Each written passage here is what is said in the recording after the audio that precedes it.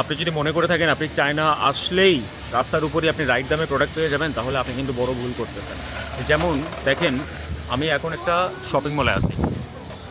এই শপিং মলের যে প্রোডাক্টগুলো সর্বপ্রথম আমাদের বাংলাদেশের জন্য রাইট না, যেমন এগুলো বাংলাদেশে চলবে না। আর সেকেন্ড অফ অল, বাংলাদেশে যদি চলেও এগুলোর প্রাইস জাস্টিফাইড না। মানে এও দেখেন যে যেমন এই যে নামটা দিয়ে সে একটা ব্র্যান্ড করছে, এও কিন্তু একটা রিটেইলার।